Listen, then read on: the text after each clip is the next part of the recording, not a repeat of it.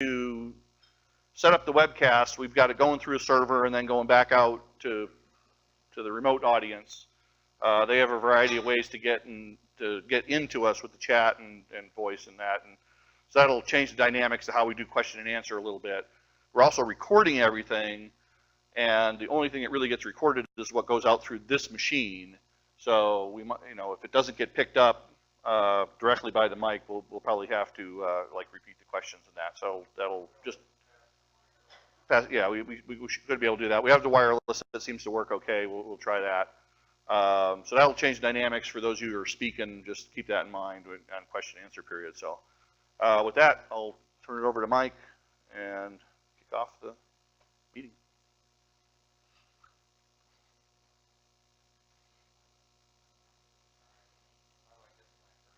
Okay. Just do the arrow, right arrow. Oh, it is back.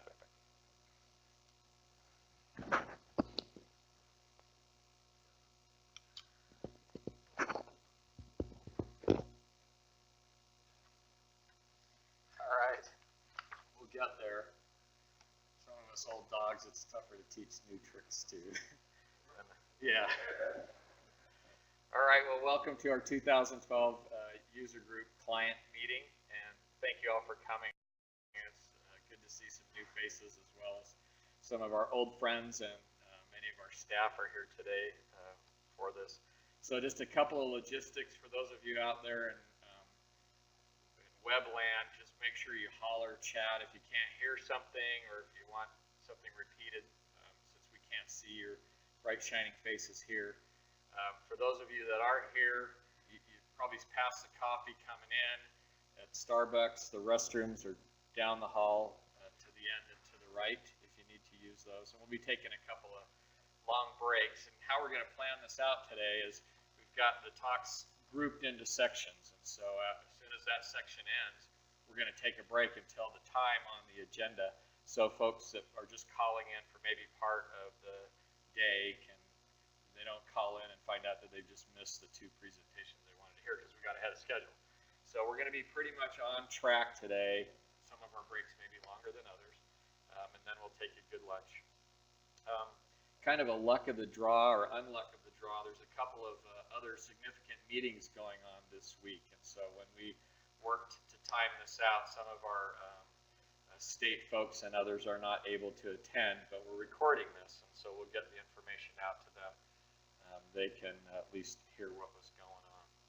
So again, welcome. We'll figure out how this goes, and I'll try not to dump all my papers on John there.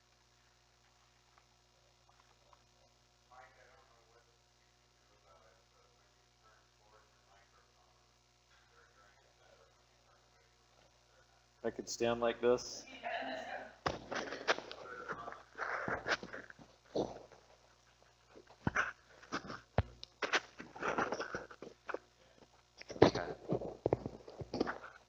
How's that? All right. Yeah.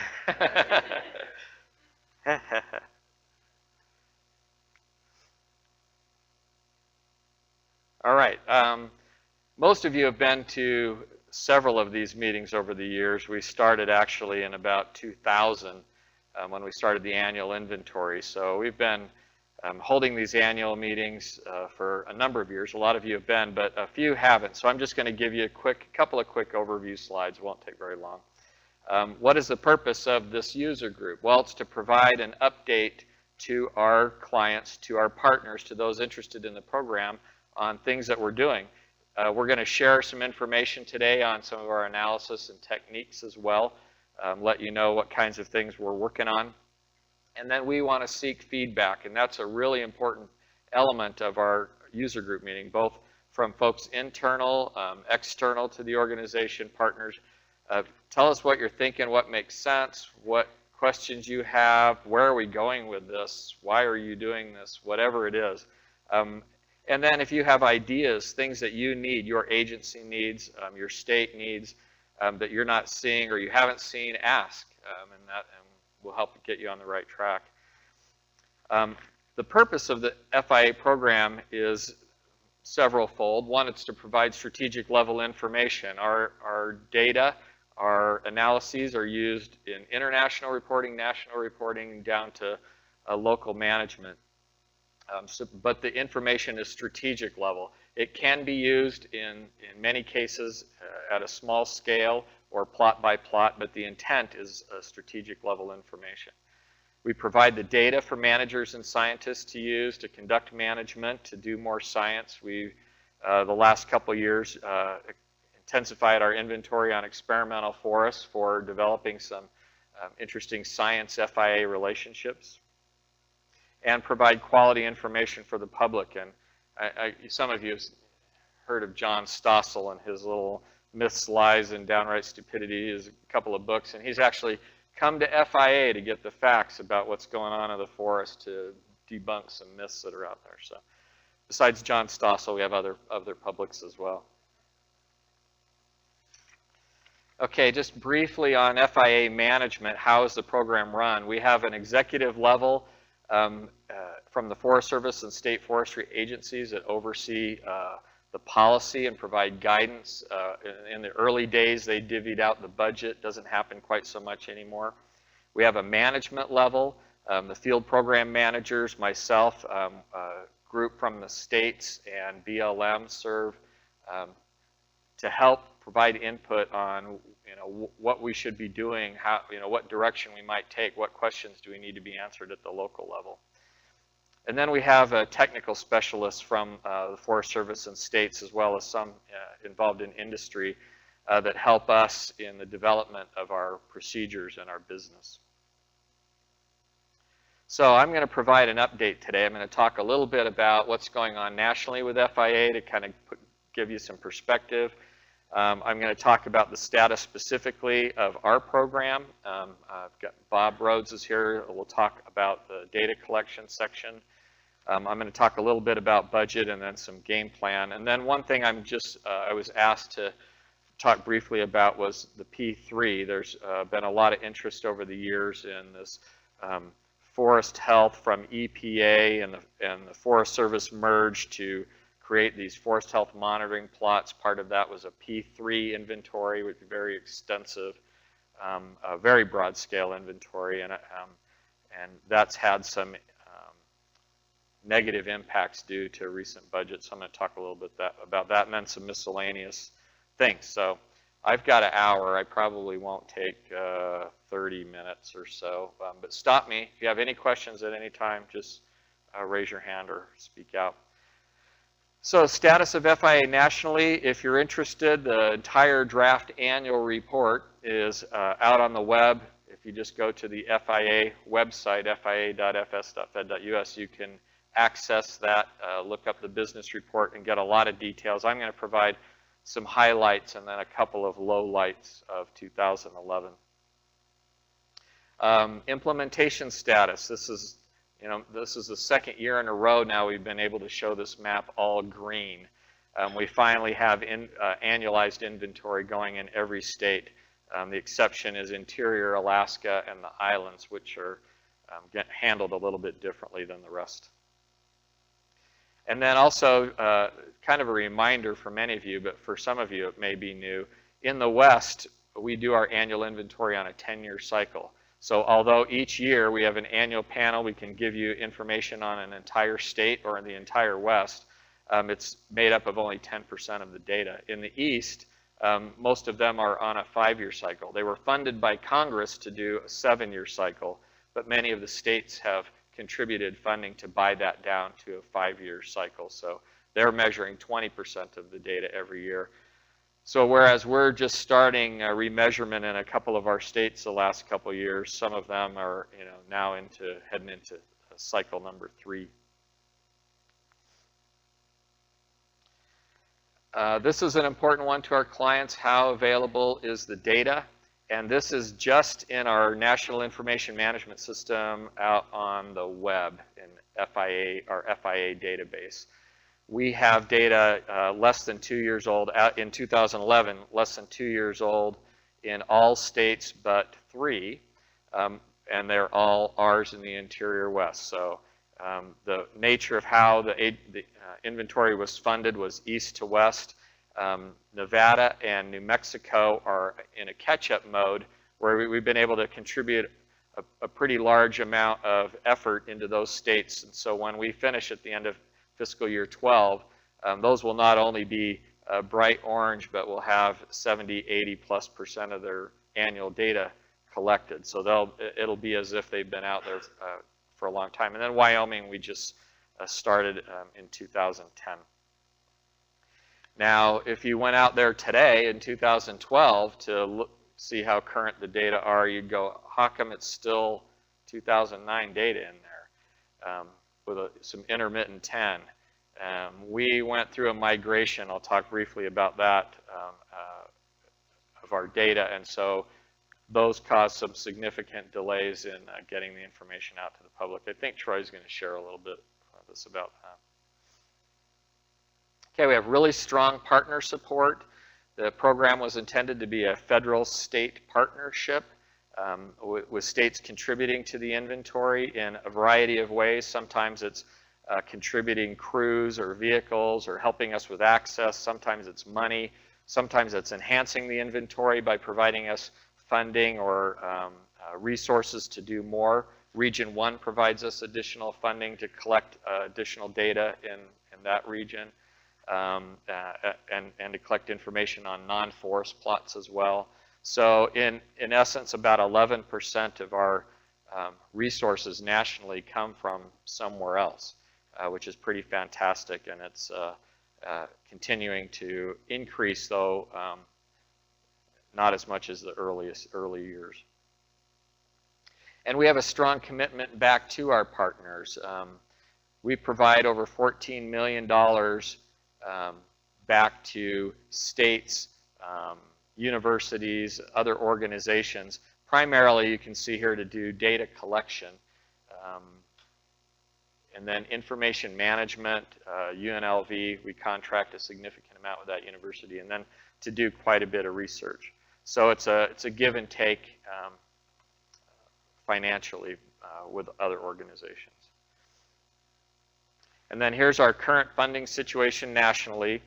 In 2011, the year that we had the continuing resolution till April, we were up to $71.5 million, and that was a gap of $6.2 million from where we projected in our last strategic plan to be fully functioning, both the data collection, analysis, our science, and our information, getting the information back to the public.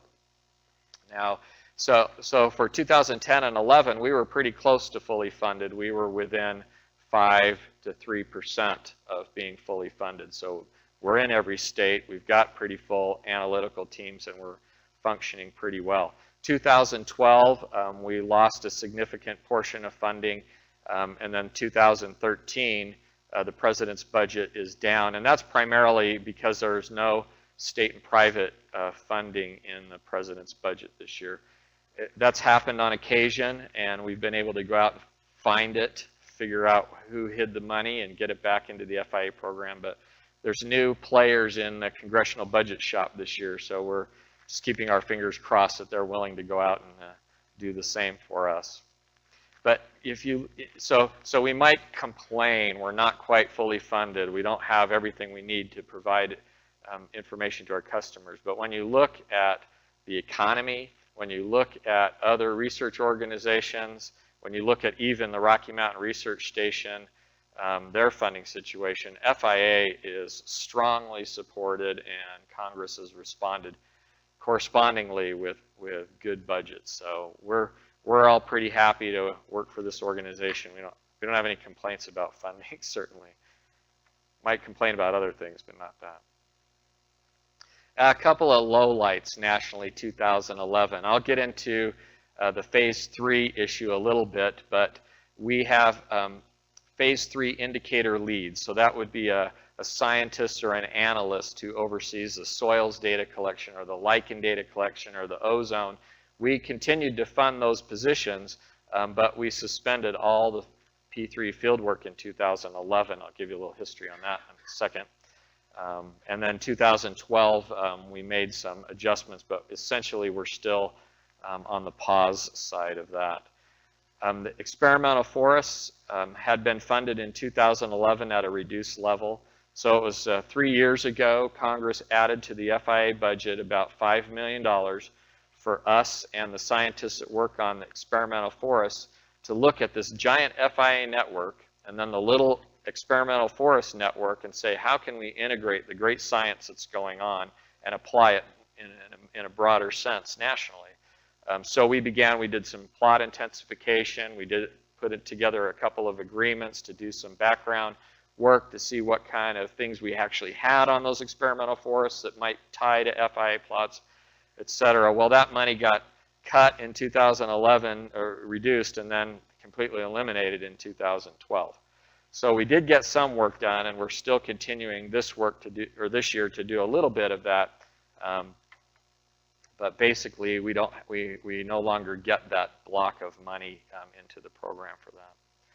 And then our application migration in Kansas City is still backing up data availability in some cases. So those are some of our lowlights. And it's not, National Forest Systems has gone through this, others have gone through this. This is not an unexpected thing. It's just something that we had to bite the bullet and get into.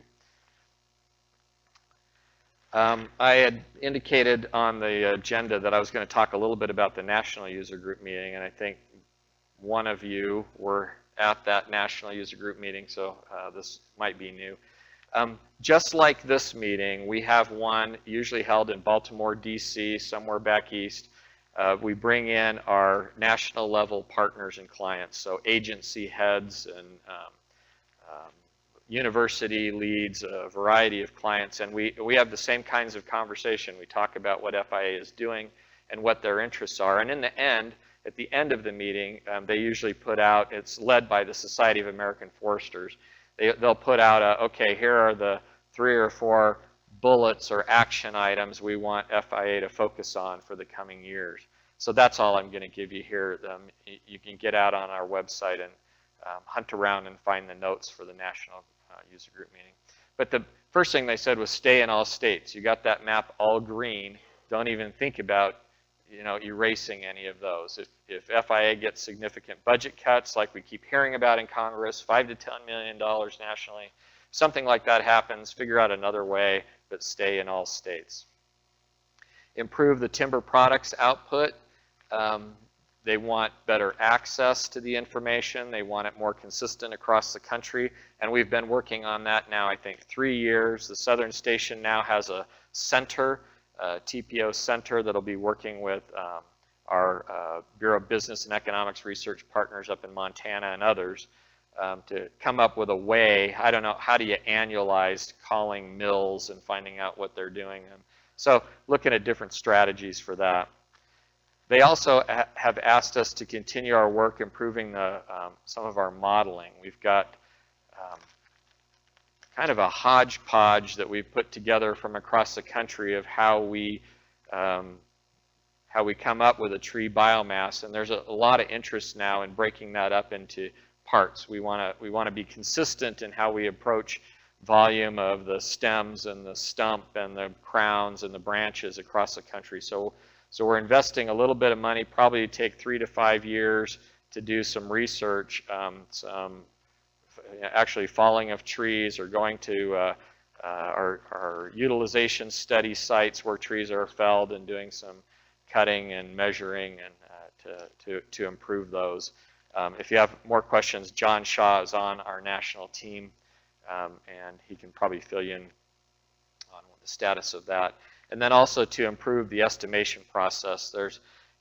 We used to do the periodic inventory. We'd measure everything, and then we'd come back in 12 or 15 years and tell you what happened. We couldn't really tell you what went on in between, except for here's what it looks like now. With the annual inventory, we get these great annual snapshots, but there are fewer plots, and so there's a variety of statistical approaches to how we present that information and handle them. And right now, kind of our current plan, if you go out there on and access our information, is this thing called a rolling average, where some of the data in there are this year's and some of them are 9 years old, and So we've got a couple of efforts going on, and we'll talk a little bit about that today. You'll hear some of the work that's going on there. So nationally, our goals for 2012, of course, keep the activity going in all 50 states. We're looking to publish 10 more 5-year state reports. Now, Congress legislated back in the Farm Bill of '98, which put FIA kind of together nationally, that we would, every 5 years, we would provide a report on the status of each state. So as we've added states and we've gathered the data, we get 5 or 6 years of data. We put together a report on that state. We had a couple hiccups across the country when we decided we wanted to change our definition of forest cover and a few things like that, but we're catching up pretty well and looking at about 10 of our 50 states out this year. We've also targeted publishing some regional forest industry sector papers, and we've got a speaker today that'll share some of what's going on there. Preparing our final draft of the Forest Atlas for the Year of the Forest, and hopefully we get that done before the Year of the Forest is over. Very nice demonstration of the kinds of work that FIA is doing these days. And I think Rich Goulden keeps calling it his coffee table book. So, continuing our online tool development, emphasis on safety and efficiency. We've got a couple of program-wide safety reviews going on this year. Always utmost critical to us who have crews out constantly. And continue our FIA strategic plan revision. For those of you that were with us last year, we spent a couple hours after this meeting and we talked about some strategy, and then it kind of fell off the plate. What happened to FIA's strategy that you guys were working on? Well, two things happened. One, our big game plan involved these regional meetings around the country, and suddenly we had a travel cap, and so nobody could go to the regional meetings. Well, we have some technology. I think we can manage that. But we also have the new Farm Bill is in progress right now, and we've seen some preliminary language. We're not supposed to talk too much about it, but there is an impact on FIA. We'll be asked to do a strategic plan and to address a variety of specific issues. So we're waiting that out, but it will probably be towards the end of this calendar year. We should be getting a strategic plan wrapped up. And then I just wanted to share this FIA Data Project, the Legacy Data Project. We've contracted with VPI to go back and dig up some of the most ancient of FIA data and get it online for users. So we've got a preliminary database now put together, and it's got information from 1936 in the purple states, all the way up through 53 in the gray states. So that should be interesting when analysts and folks begin poking around in there, see what's going on. Brad Smith's got the lead on that. Okay, any questions so far about national? How are we doing it on time? 8:30? All right. No? None? Okay.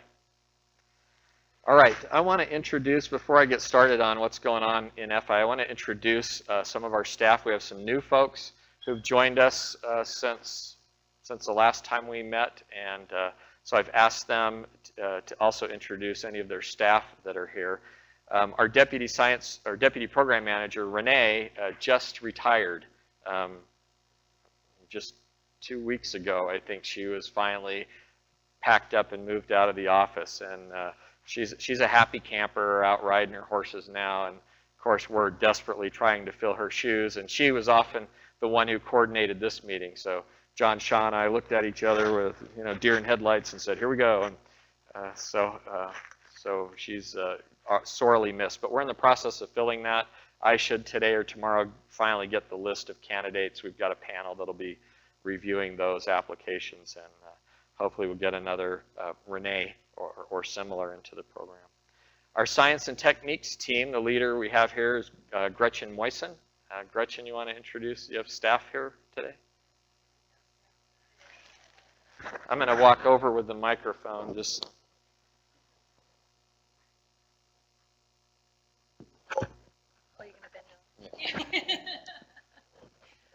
First off, going around the table, we have Sean Healy, who is a scientist in our program who happens to be changing the way we think about carbon, the way we think about estimation, the way we think about mapping. So doing some really cool and interesting stuff. So we're grateful for the work that he's doing.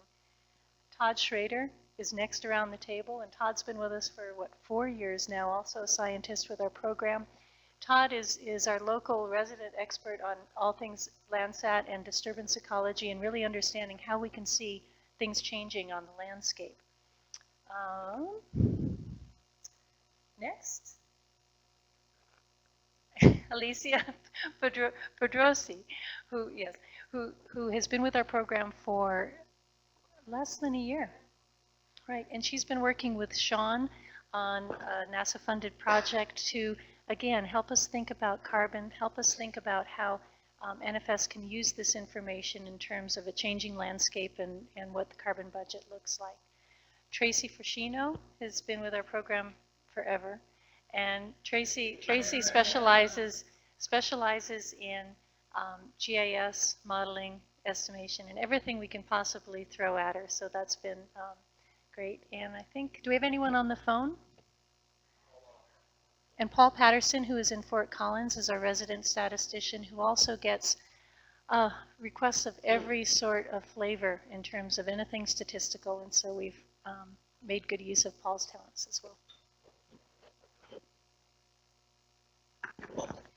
Thank you, Gretchen. And Tracy's been around so long. I remember doing plots with her in the old days. John Shaw, our team leader for our analysis group. Yeah, we've got most of the team here today. You're going to hear from them and from Gretchen's bunch a lot this afternoon, so you hear a lot more about them. I'll go in the same order. Hiding over in the corner there is Chuck Werstack.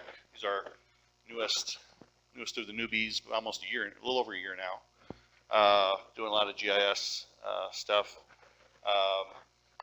Sarah Goking, about a year and a half almost, also doing GIS, some things with riparian systems, and I don't know, getting her hands into all sorts of stuff. I have all the analysts are encouraged to create their big book of things to do when they get the time, and those books just keep growing over time. Justin DeRose, I guess, yeah, next between Chuck and Sarah, or no, you're the newest. That's right. You're only less than a year. That's right. We have one less than a year. Is the first research scientist, research ecologist on the analysis team I think the Interior West has ever had. Is that? I mean, the way we're structured, I think that's the first time. And Justin, you'll see he's doing a lot of stuff with dendroecology and doing things with our inventory and tree ring data that nobody ever really dreamed of before. So a lot of interesting stuff going on there. Next around the table, Jim Menlove, long time Forest Service, FIA, how many years now? Longer than me. 15 years. He's kind of our deep knowledge, as you'll see this afternoon, on the online tools. Not sure how often his phone rings on that thing, but I think it's a lot. And then next to him is Mike Thompson, who is our truly deep FIA knowledge. How many years for you now between here and Southern? 30 years, over 30 years. So the rest of us who are, I've been here a little over 9 years now, and I still feel like a newbie.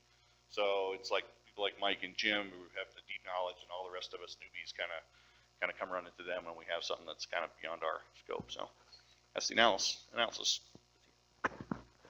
Okay, and then we've also got our newest team leader for information management, Troy Heithaker. Thanks, Mike. My staff is locked in a basement with a room with no windows, not allowed to leave their computer, so there's none of them here. But no, I'm kidding. Yeah, I'm happy to be here. I'm excited to be with FIA. It's I've only been here 9 months, and this is my first experience working with FIA. I've been in research 13 of my 15 years with the Forest Service, most of that with the P&W Research Station, and 2 years at the WO Detached in Fort Collins. And yeah, I'll be talking here in a sec, tell you guys about where we are with information management in the Interior West. Thank you, and Troy's going to fix all our problems on his staff. And then we've got our team leader for our data collection, Bob Rhodes. Good morning. I've been here almost the longest, I guess, out of the team leaders. It'll be next week. It will be 30 years since I did my first FIA plot. Can't believe it's been that long. There's about 90 people on the field data collection team. They don't get locked in a basement, though. None of them are here. They're all out in the woods, hopefully measuring trees.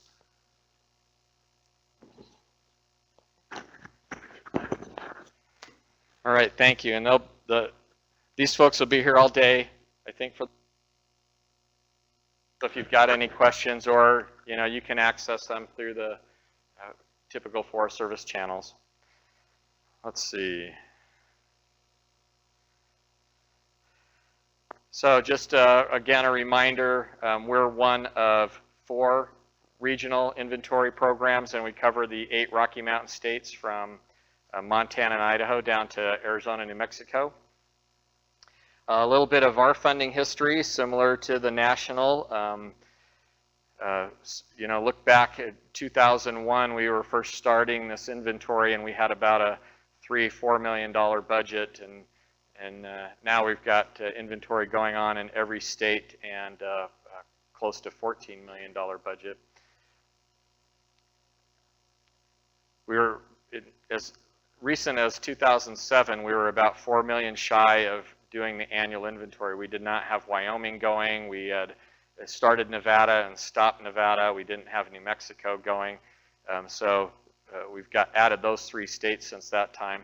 And in fact, just last year, we were only down $750,000, which sounds like a horrendous amount to any other Forest Service unit if you look at a small unit. But to our program, we're pretty close to being fully funded. Now, back in 2011, we were at 98% funded. Now we've dropped a little bit, and again, the projection for 13, based on the information we have, is not quite the elimination of state and private, but our research part goes up just a little bit in the national mix.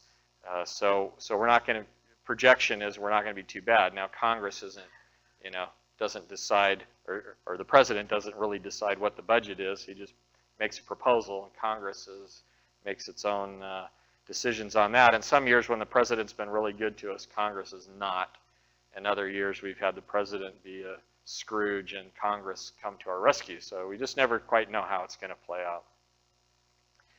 out. Just a couple of quick slides on breakdown of our investment. We spend $7.8 million in salaries, and again, most of that field data collection, as well as our analysis techniques and information group. Our travel last year was under $1 million for the first time in a long time, and that was partly due to a travel cap. We didn't have a choice. 20% of our travel from 2010 was cut. So the interesting thing is we got to keep the money. So we invested in some contracts and did some finagling. But the best part for me is that 20% was going to be huge, but our research station director really understands the value of the inventory program, and so he took a bigger portion of hit out of the rest of the research station. The other 3/4 of the station ended up taking a bigger chunk, and we made out, I think, 15%-ish or better reduction, but we did cut back. We spend a lot on equipment. That includes our vehicle leases, etc. Agreements, we sent out about $2 million.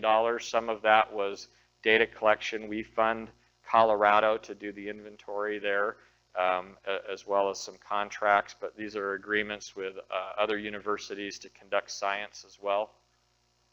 And then station overhead was about $1.8 million, and that was one of the highest we've had in years, and part of that had to do with station budgets being so bad and our budget being so good that we actually funded some other work at the research station. This year it's back, going to be back down again. So we have probably the most gracious station to work with of any of the FIA programs as far as funding. They don't see us as the cash cow. They see us as a real significant contributor of science and information. So 2012 budget, I mentioned we're down, or from 11 for about $500,000, but again, most of that was the experimental forest work that we were doing. A travel cap, we got the same again this year, but this year we get to spread that cap over 12 months instead of the last 5 or 6 months of the year, so big difference. Some impacts, again, we've stopped the EF&R work essentially. We've modified the P3 data collection as part of a national decision and continue to work on reducing travel. And then 2013, again, appropriated's down a little bit and a reduction in state and private. So some impacts to 2013, the question always is, are we going to stop states? And it's probably the last time you'll ever hear that uttered here, because no, we're never going to do that again. We are moving to some P3 light versions, and essentially those are the national core optional versions of data collection. So the phase 3, the intensive data collection on a very sparse network of plots intended for regional and national reporting. You know, they collect a boatload of information on downwood, for example. We have a light version of that that gets us things like biomass and wildlife habitat, enough information, and we do it on all the P2 plots, so the entire grid, which lets us talk about downwood at a forest level rather than just a state or regional level. Not quite as much information, and we don't have to hire a whole extra person to stick out there on a plot. Same with understory vegetation. We have a light version of that we're implementing, and some other things. So that's where we're headed nationally. Potentially discontinue some science. We're able to pay universities to get work done for us. So if the 13 budget impacts come, that would be something we would have to look at reducing. And then the talk nationally always is, what are we going to do? Are we going to subsample remeasurement? Are we going to take longer to do an annual panel? What would we do if we took a $5 million hit, or $10 million hit nationally? What would we do? Because we're not going to stop states, and you can't turn a federal organization around even in a year if you say, okay, we're not going to do information management anymore. You can't just stop that. That was a silly example because then the data wouldn't be out. But realistically, people-wise, federal employees, there's a pretty lengthy process. It's not like the public sector where you just come into your office and you got the pink slip and the business saves your salary the rest of the year. It doesn't work that way. So personnel reductions aren't the approach that we look at, certainly first. Okay, I was going to mention a little bit about phase 3 back in 2011, continuing resolution, huge looming budget impacts. We're going to have to cut the program $10 million nationally. We're halfway through the year. We started P2 work. We can't just fire people. What are we going to do? What could we just stop today for the rest of the year and save a bunch of money? Well, P3, data collection, only happens during the summer window. That was really the only piece the program managers felt we could grab. We said, okay, we're going to cut travel. Travel cap's going to help us do that. We're going to stop some agreements that were maybe not quite acted on yet. So we could nitpick around the edges, but the really only big chunk was to stop P3. Well, when we talked about it, P3 is not collected consistently across the nation because since we're not fully funded yet, every region decided which P3 variable they would collect based on their customers. We in the West said, downwood. In the East, it was ozone or whatever. So we looked across the country and they weren't collected consistently, and yet the intent of those attributes were for regional and national reporting. So if you don't have them nationally, you can't report nationally. They were recognized as having a high value. Nobody is saying that the lichen information is worthless. There's a lot of demand for understanding the diversity and its ties to the environment, climate change, etc. But we also recognize there was some need to, at the same time, intensify some of our indicators like understory veg and downwood so that we could talk about them at a smaller scale and not just nationally. Unfortunately, some of those P3 are expensive when it comes to training, and they require samples being sent in. So then we have more lab work to do, and they're just high cost per plot to do. So we said, how do we get the most out of our data collection and information? How do we do the best? Because we just didn't want it to go away, but we knew it was expensive. So 2010, here was kind of that hodgepodge. There were a couple of things, crowns and DWM, we were collecting the same. Soils and lichens, we were collecting continuously on a 10-year cycle in the west. In the east, they were doing 5 years on, 5 years off. Tough to talk a national story. Understory veg was only collected by the northern station, and that just for a year or two.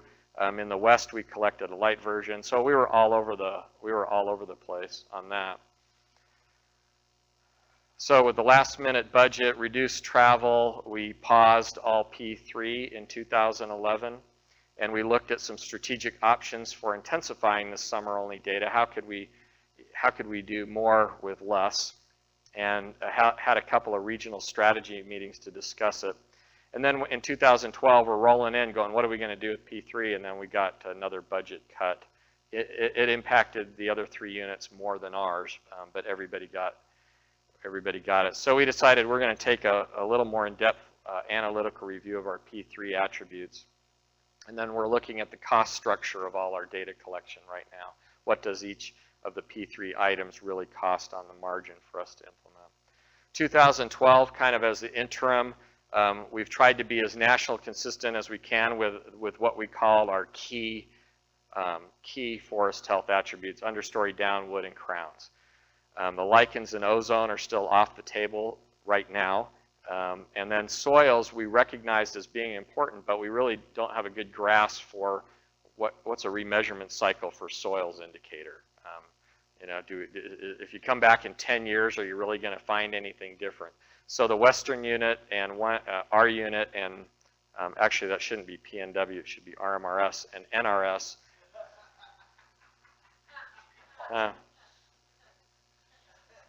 Yeah.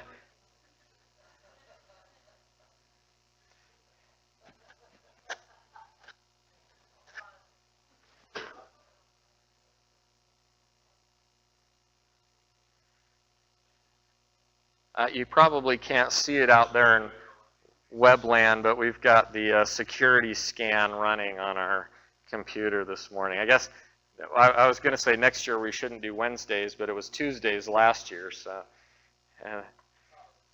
it's always a surprise. Yeah. So anyway, we're attempting to collect a handful of the P3 indicators at a more intensive scale, but a lighter version, to save money and get more information from those indicators, which again, everybody recognizes them as being very significant. So a couple of miscellaneous items. We're working on the 2013 to 17 strategic plan. As I mentioned, the Farm Bill is probably going to provide some direction, so more of that is coming. I just wanted to point out we have our annual FIA Symposium. It's not annual anymore. It's every other year, right? Science Symposium, where we spend a couple of days somewhere nice, I guess Baltimore this year. I don't know how nice that'll be. But we've got people from all over the world, all over the country, users of our data and our own staff who give updates and presentations on the science that's going on. And you'd be amazed, 3 days are just packed with fantastic science presentations on how to use the data, what people are finding in the information, new techniques applied to the data.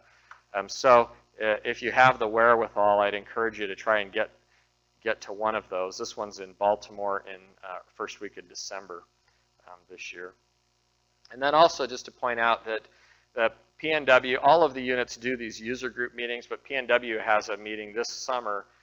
It's a regional strategy group meeting, and it's put on by, or it's led by the Oregon State Forestry Department. They're going to really look at some of their needs in FIA, particularly from a state and national forest system perspective. And they've got an open call-in line. So if you're interested and available, see me, and I'll get you the letter that went out. It's primarily intended for Pacific Northwest clients, but some of our Region 1 folks or Idaho folks may be interested in participating in that, and it's just a day. Okay, so Oh, boy, I did take close to an hour. What can you do now? Well, today you're going to hear some good information, but you want to engage the FIA program in a different way, at a different level. Who is it that you talk to? You met the staff here. That's a great starting point for technical aspects, but we do have the national management team, and besides me, for the Interior West being on that team, there's some representatives. NASF has selected John Watermullen as the Western State Rep to the FIA National Program Management Team, and he's from the Nevada Division of Forestry, and so he's a contact point. David Merriweather is our National Forest System representative on that team. He's a good contact point. And then for state and private forest health issues, Boris out of the Washington office serves on our team. You could also talk to, if you're an NFS, make sure you're talking to your regional foresters in the Washington office about your needs or issues related to FIA. If they don't hear from you, then when they go into their big powwows to decide direction and funding and things, they won't they won't see that it's important to you if it is. And then also for states, your state Forester Association, NASF, and the Western Forestry Leadership Coalition are ways to get in and have conversations. NASF usually has one of their a bullet statement every year about FIA and where they want to see that going. And that's based on your input from the states. So now the rest of the story. So what we're going to do is we're going to tell you some things that we're working on in the program. We've left enough time at the end of each presentation for questions and conversation. We're recording this. We'll take notes for the folks that are in the room. And post those, and so hopefully we'll have a good conversation, and you'll be able to give us feedback on what do you think about what's going on. So you tell us your questions, your concerns, your ideas, and then in the meantime, for those that are out in webland, and I don't know what we're going to do here, we're going to be asking you again. These little surveys are going to pop up and see how useful these meetings are for you, and if you're getting information. Any questions for me in the last couple minutes? Okay.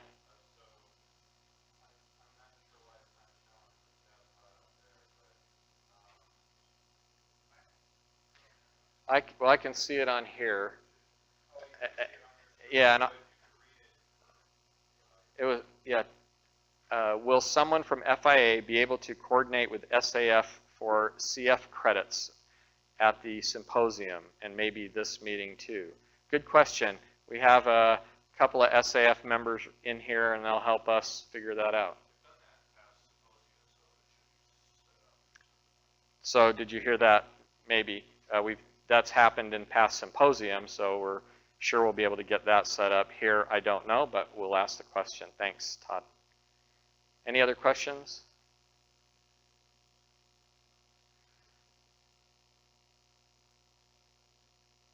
No, we've got people on the phone too. So.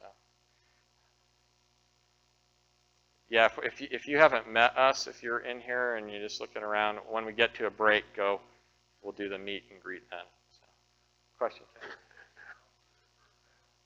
All states are through their first panel. Wyoming, yes, last year we finished the first panel.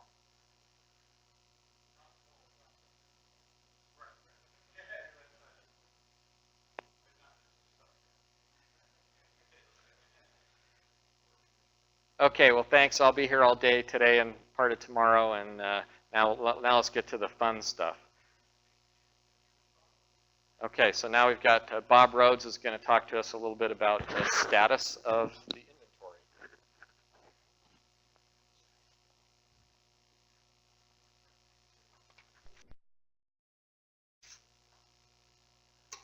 You going to put Bob's picture up there? That was really an ancient picture of me.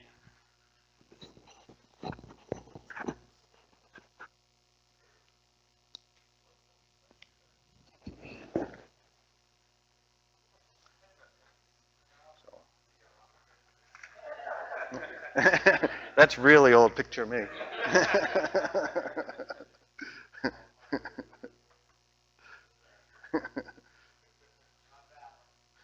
So how do I go to the next slide?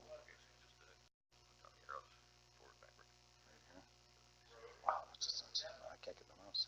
Okay. So can I use the arrows?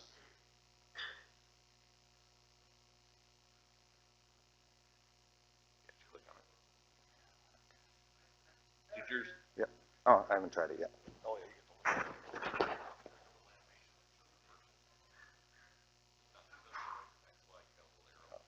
Oh, okay. Gotcha.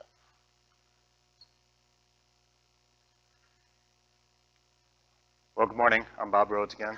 I've got 15 minutes. I am supposed to be talking about what the field data collection team does, a little bit about our work for what we've done the past years, and what's coming up for this year, and then some challenges and issues that we're facing.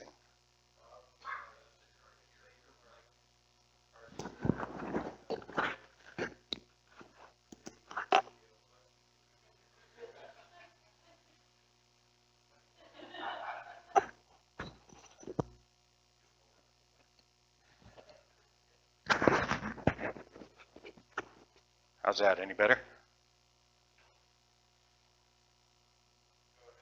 Okay. Anyways, so yeah, I'm supposed to talk about, I don't know if I'll repeat what I said, what the data collection team does, our past couple years' work, what's on tap for this coming year, and some of the issues that we're currently facing.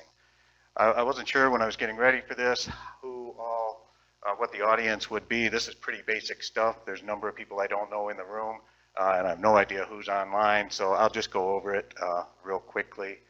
And basically, we've got our 6,000-acre hexagon grid across our whole territory. We, in any given year, are measuring a field plot in each of those, sampling a field plot in each one, every 10th hexagon. So we're measuring 10% per year and working our way through, that's called a panel. We work our way through our panels, which puts us on a 10-year cycle. We are field visiting, the data collection team, all of those grid points that are forested or potentially forested. Sending a crew out there. And we collect the stuff, I'm sure you all know, a variety of national and regional data items, trees, site productivity, mortality, insect disease, on and on. Michael has already talked about phase 3. He mentioned the sparse grid. What that is 1/16 of our P2 plots are sampled for phase 3 indicators.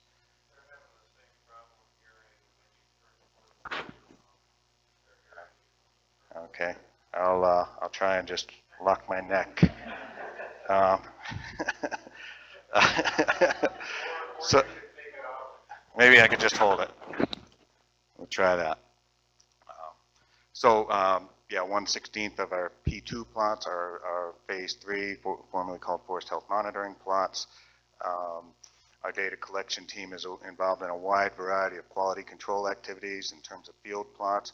We send check cruisers back to a certain percentage of the completed plots with the data to make sure that the crew's measurements are within tolerance. We send repeat crews back to other plots without the data that do them blindly without the data to look at variability in measurements. We are involved in a lot of data editing and cleanup in the office. Our territory, of course, is 8 interior West states. We also get involved with work, small portions of Washington, California, and North Dakota. There's a little more on that slide. You probably can't see it. But I think one of the most interesting things about our work is that we're on all land ownerships. We get to go places that a lot of other people don't get to go. Our team is also involved in a lot of other special studies. We'll talk a little bit more about these later, and but doing extra plots or extra measurements on plots. We provide expertise in terms of writing field manuals, helping analysts figure out what the crazy data means. And within our team, we've got a support function of setting up the plots, maps, photos, collecting plot ownership, determining ahead of time which ones we think are forested and not. A gear and fleet function to keep those 90 people working, and an administrative staff to keep us paid. So that's kind of what we do. What have we done? This is just a little bit more detail on Michael's bright all green 50 state slide. In Arizona, we started the field inventory in 2001. So at the end of last year, we had collected 11 panels worth of data. The first 10, of course, would be the base grid, and the 11th panel was a remeasurement year. In Colorado, we started in 2002. Last year was our 10th year. So starting this field season, we are doing remeasurement plots in Colorado. And so on down the line. Idaho, we've collected 80% of the plots, Montana 90%. Utah was the first state that we started on the annual inventory. We're 12 years into that. We're going into our 13th year this year. Wyoming, Kevin's question, we started in the field in 2011. We started a little bit late. We actually only did 2/3 of the plots last year in Wyoming. We'll carry over the other third to this year. Nevada and New Mexico, like they were on Michael's map, kind of special cases. In Nevada, we started in field work in 2004. We did panels for a couple years, and then we had a couple years where we didn't do work, or we did partial years. So it's kind of in limbo in Nevada. At the end of last year, we had collected data on at least portions of 8 different panels in Nevada. In New Mexico, we started field work in 2008. Same thing, we had a couple half years of panels. Then the state of New Mexico in 2010 was awarded a very large federal stimulus project, ARRA, American Recovery and Reinvestment Act project. That was in 2010. And they worked with a network of contractors to install a huge number of plots.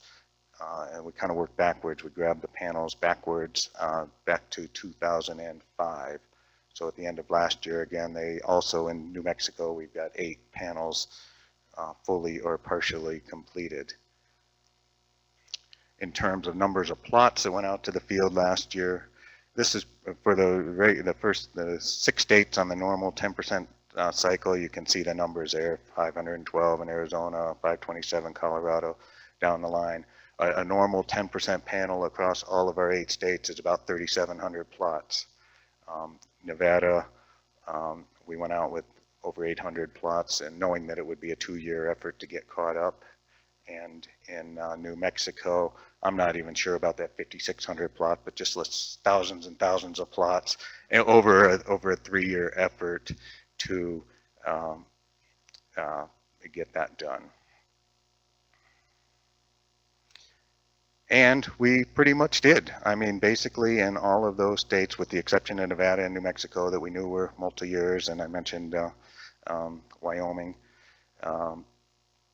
we basically were able to measure all of those plots. There's always a handful that we don't get to because of fire or weather or road closures or hunting restrictions or one thing or another. But basically we got all of that done last year. The handfuls of plots that we didn't get to get carried over to this coming year. Also last year, we got involved in a lot of special studies. I'm not going to go over these one by one, but we've been working with Region 1 for years on measuring plots that are on our grid. They come up on the 10% panel, but they're non-forest. So normally we wouldn't visit them. They've been paying us to visit them and basically install a regular plot layout and measurements. Usually about 20 of those per year throughout the Region 1 area. They're called, ACI is All Conditions Inventory. It's non-forest plots, and then also non-forest condition classes that we might encounter on our forested plots, but usually wouldn't be taking measurements in the non-forest portion. They're again paying us to do that. Same thing in the Dakotas. In the Dakota grasslands, we've been going over there every year for the last 4 years and measuring plots in the Dakota grasslands. Last year in the Black Hills, I'm not sure if this was with the Northern Station, for the Northern Station, or exactly who, but we measured all plots on the Black Hills National Forest last year. Region 1 takes Region 4 takes a different strategy with their non-forest inventory. They started last year with all their southern Idaho forests. They looked at all 10 panels, took all the non-forest plots on those 10 panels and contracted out the work to do the same plots at all conditions inventory. We were involved in setting up the plots and training the crews and doing QA, but it was mainly contractors that did those 400-ish plots. So we did the QA, which was 10%, and so we did about 41 plots there. The Spring Mountain National Recreation Area down by Las Vegas has a big inventory and monitoring effort going on. We went out with about 125 plots last year. Didn't quite get all of those done. That's our regular plot plus some extra information on indicator plants and butterfly habitat, of all things. Species are worried about down there. Michael mentioned the experimental forest. We did work on 4 different experimental forests last year. And again, with the exception of Spring Mountain, we fell behind. Great Basin, we carried over a few. We were able last year to get all of that work done.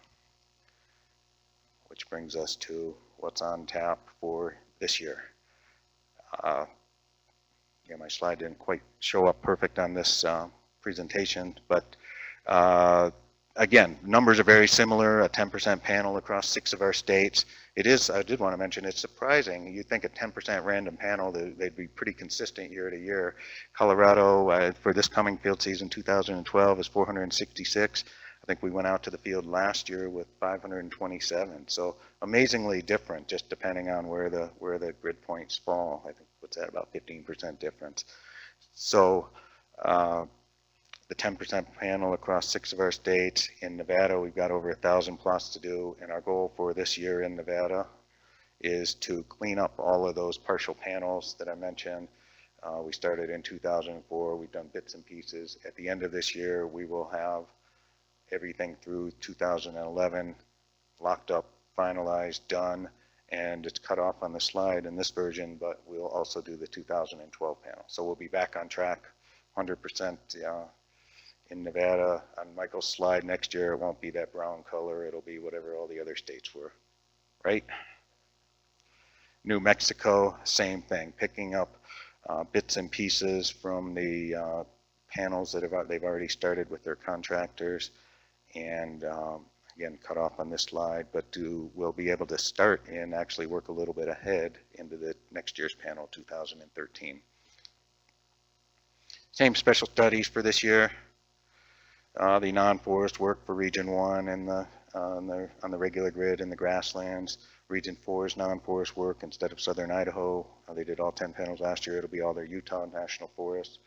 10 panels of plots there. One experimental forest that we'll be working on this year, the Fraser over in Colorado. That was funded before some of these changes Michael talked about were implemented. And then finishing up those 17 plots on the Great Basin. So, yeah, what's all that look like? This slide may take a while to load, we'll see, but it's a map of all, and you can't really see it in the room here, there's a copy on the wall, but that's all 5,730 plots, I think, that are on tap for this year. And yeah, I think, you know, all indications are that we have the resources we need. We will get that done this year, or maybe I won't be here next year. The challenge isn't getting all that done, though. This is my last little topic here. The challenge isn't getting that done. We're over a huge area. I don't know how many millions of acres some of the analysts here probably know, but we have crews based in 27 different locations. Sounds like a lot. Sometimes, again, you need to see a map. But we're located pretty much from Canada to Mexico. We have crews based. And you can just imagine the huge amount of logistics and fleet, gear, who's working with who. Communications are difficult. Many crews are not located in Forest Service offices, so they have trouble connecting to our computer network. They're not sitting at a desk all day, so we can't get them by phone or email. Just a huge amount of people and things to keep track of. Other issue we have is a lot of safety issues. We are using ATVs, motorbikes, boats, planes, driving 3/4 miles a year to get to these plots. So just a huge potential for accidents. And we're, as Michael mentioned, really trying to do, be more aware of those kinds of things and do anything we can to help keep people safe. Administrative, this is probably another challenge, probably the same everywhere. If it's possible to keep track of something anymore with good communications, people want to keep track of it. So we spend more time on online trainings, filling out this form. It's self-service personnel from Albuquerque. It's self-service national computer from, gosh, I don't even know where they are, but sometimes it's like, is there any time anymore to go out to the woods and measure trees? And we try. The travel cap is something else Michael mentioned. We're held to 80% of our travel spending from 2010. We've met that. Michael mentioned we met our cut last year, but it hasn't been painless. We tend to spend a lot. We drive further to go out and measure plots and come back. So we have more multiple day plots. We have more time in the truck commuting back and forth so that we're not staying out there incurring travel expenditures. It kind of goes against our goal of being efficient, but it's what we've got. It kind of goes against our goal of being safe, in my mind. With more time on the road, that's our biggest risk factor, and I think. We're on the road more, we're driving more. We're staying in seedier and seedier hotels. We're camping closer and closer to urban areas, but hopefully this will be the last year. We'll see what happens with that.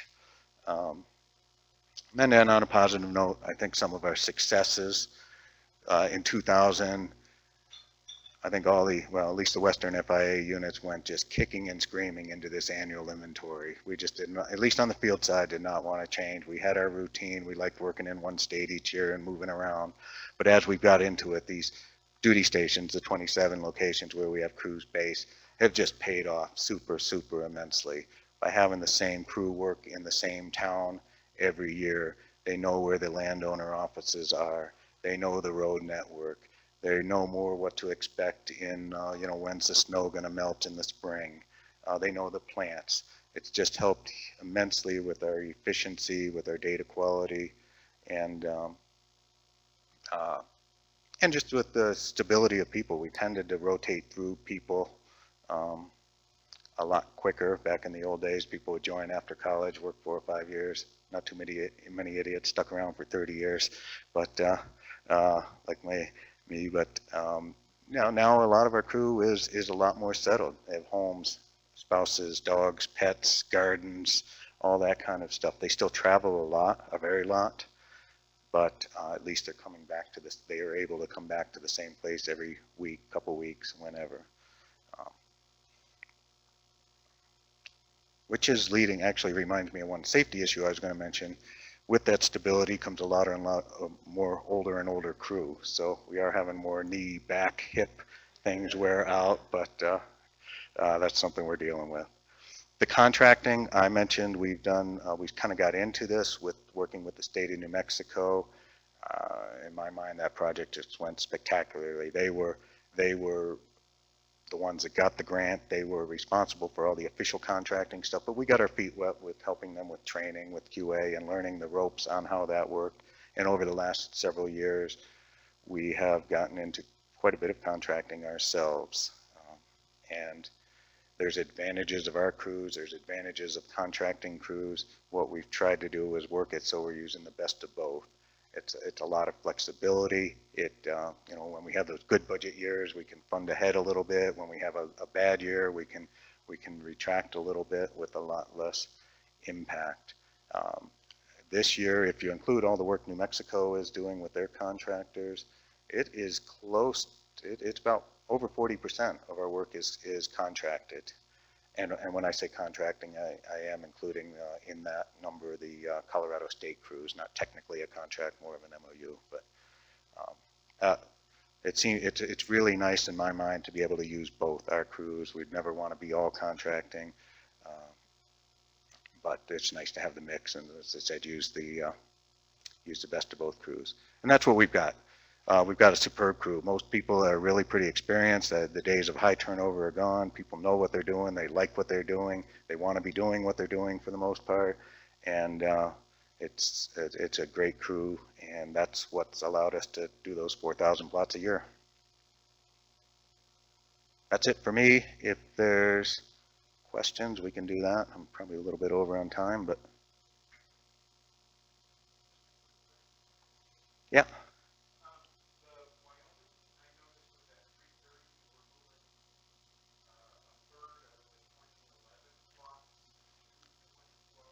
That's right. Yes. Yeah. Oh, I'm sorry. The question was about Wyoming. I had mentioned we started in the field in Wyoming last year. We went out with 227 plots, I think it was. We did 2/3 of them. So that 1/3 is, I mean, that was just an approximate. That's why the math doesn't work out exactly. But that third was carried over, and that's why we're at 330 or something for this year. Yeah. Yep.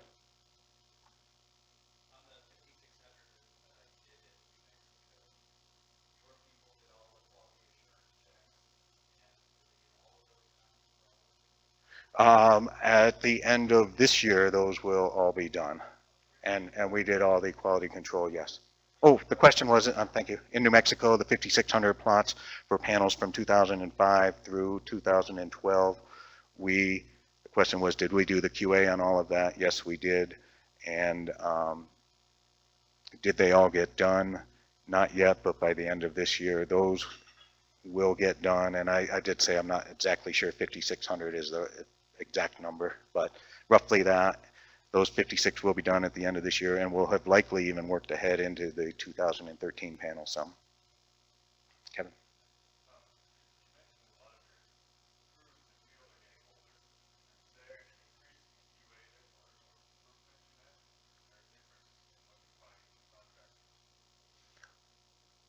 I'll repeat what you said, and you can tell me if I got it wrong. The question was, as our crews are getting older and older in the field, does that help our data quality more and more experience? And how does our data quality compare to contracts?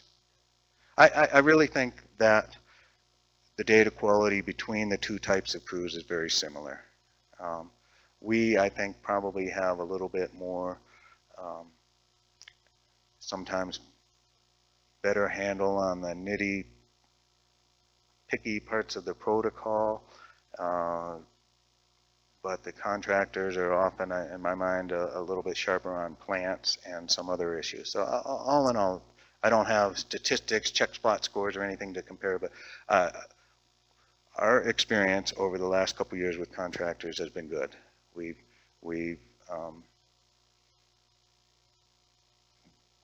been happy with their work, and the times when we haven't, it's in some ways easier to deal with than our own crews, because it's, as Michael mentioned, with them, we can just, with the contract, we can say, hey, how about if you take this crew off of the inventory, and that has happened in a case or two, but in generally, I think the quality is very similar.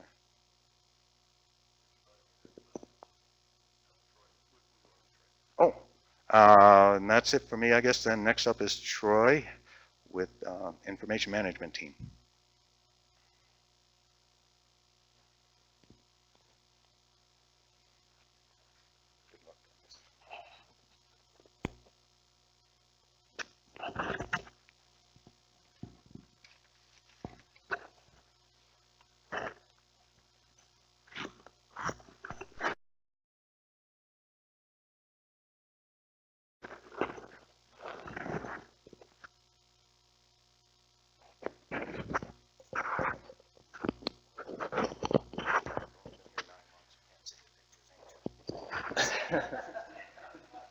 This is how you get to the next one. What's that?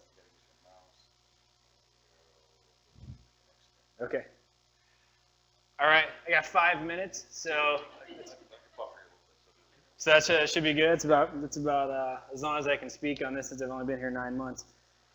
Can you guys hear me okay? I'll try and talk loud enough that I don't have to turn my head. People online? I'll assume it's okay. Awful picture. I'll keep this short for several reasons. One, because it's, like I said, it's all new to me. So if I start talking too long, I'll misspeak and everyone will get mad. That's the other reason, is I don't want people to get mad because people want data that we don't have available yet. Also don't want you guys to go to sleep because it's early and this stuff kind of gets a little boring.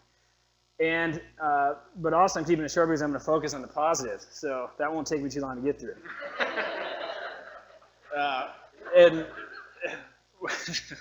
And one last thing, I am passionate about my work, but if you see a tear running down my eye, that's not because of the passion, that's some seasonal allergies. So with that, our team function, as the name of our team implies, is information management.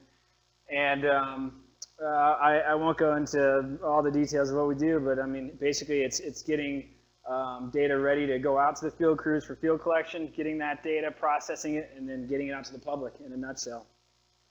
And that seems easy.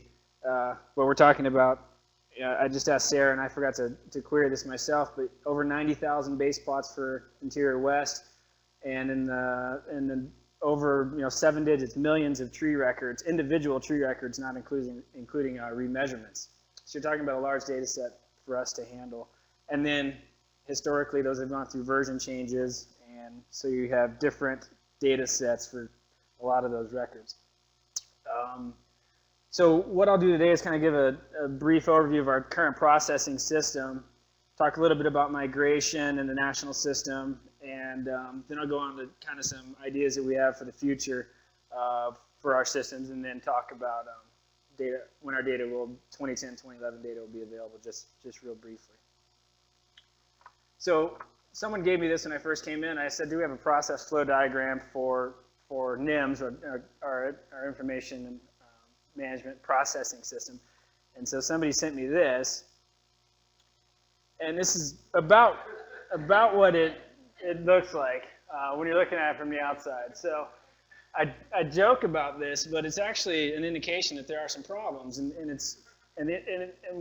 the problem is that if you're coming to it from the outside and you haven't been here for 15, 20, 30 years, this is what it looks like.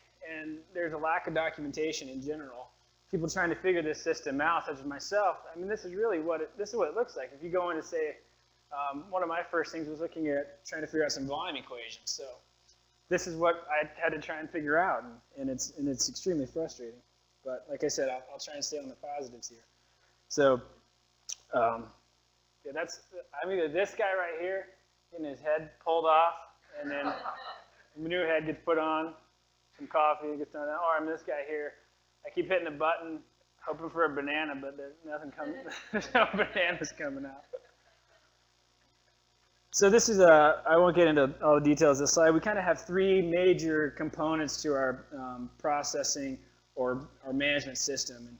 And in general, that's at the field level, MIDAS, and I don't even, unfortunately, know what all these acronyms stand for. But trying to keep track of acronyms in the Forest Service is like, Dead Sea Scrolls.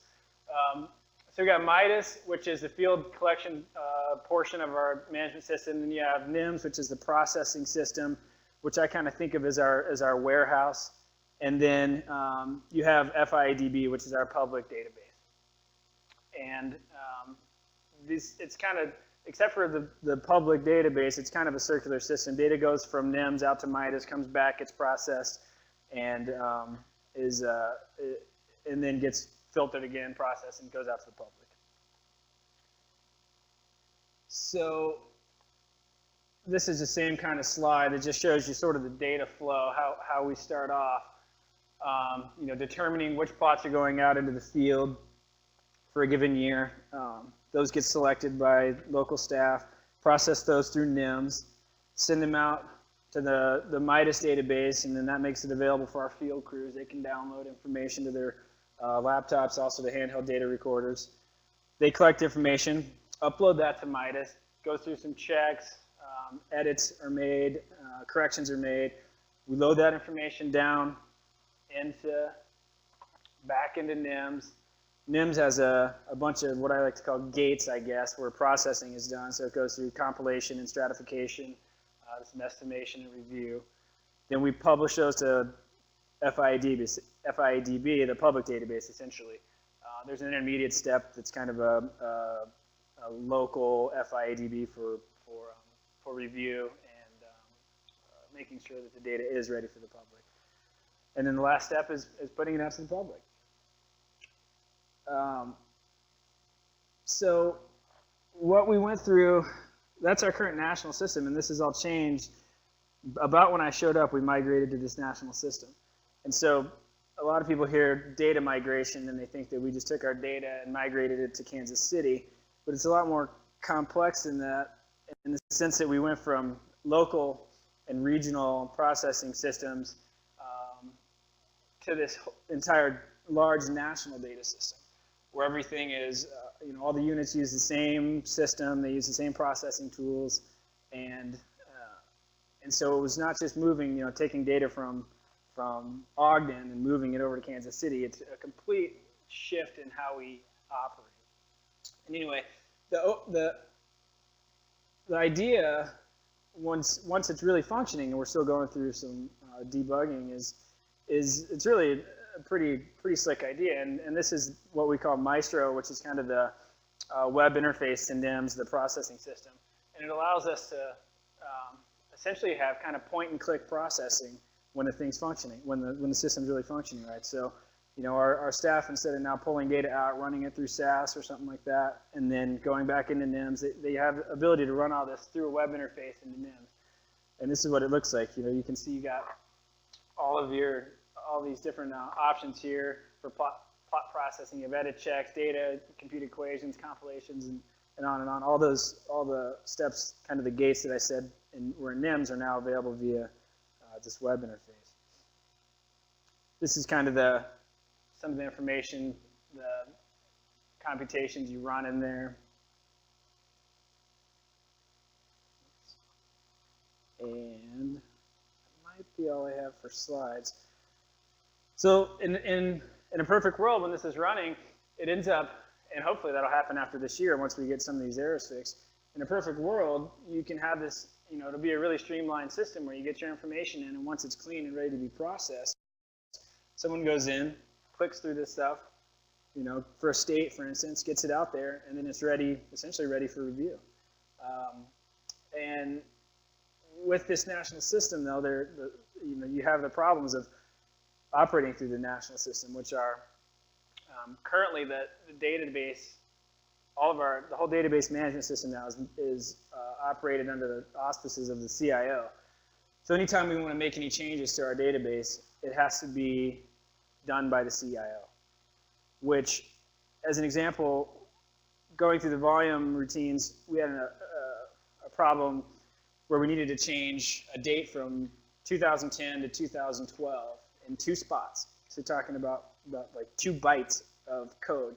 And it took me almost a month to get that changed. Whereas locally, it would take you longer to log into the database and make that change than it would to make the change. So that's just one example of the kind of struggle. So reason we're delayed now in our posting of information is because we get, we go through each of these little gates, and then it breaks, and we can't, you can't test any further. It stops. You have to make a correction. So a month, you wait. Then you go to the next gate, and it breaks. So this is a indication of a few things. How we operate needs to be reevaluated a little bit in terms of development, but it's also the fact that we are a production-based unit. So it's not like we can just stop and work on this stuff because we still have data coming in and data that has to go out. So in some ways you have to balance those two, and your testing sometimes isn't as complete as it should be. So with that said, I'm working a little bit towards making some pretty significant paradigm shifts in the way that we do handle development, and the way that, even down to the core level, how data is stored. So we'll see if those come about. Everyone seems positive about it, and it looks good from the outside. And then I guess the last thing is just to talk about data availability for 2010 and 2011. And I've been saying 2 weeks since like February, so that's what I'll say. 2 weeks will be available. But no, it's really this last error that we had to get fixed has taken almost 6 weeks now, I think, to get through the CIO and get implemented. So when that one goes through, if that's the last one, data should be available in 2 weeks. And it really is true.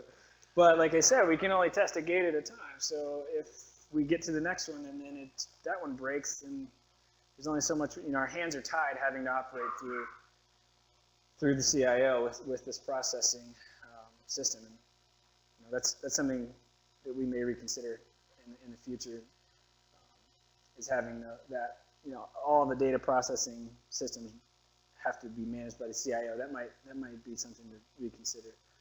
But once 2010 goes through, 2011 should follow right behind it. So I mean, I'm optimistic we can get it out here in the next month or so. With that said, you never know. But 2 weeks. That's about all I have. Try and get us back on track a little bit. If you guys have any quick questions, I can try and answer them. You can always get a hold of me, email, phone.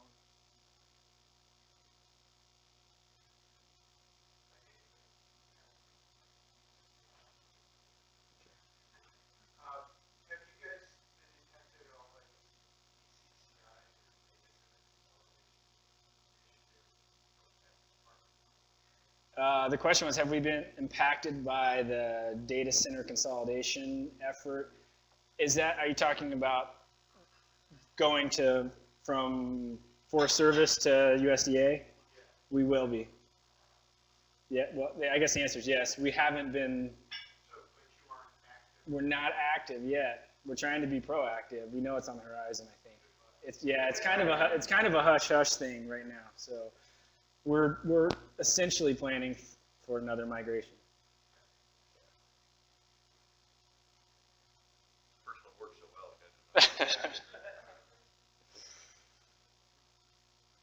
All right. Thanks.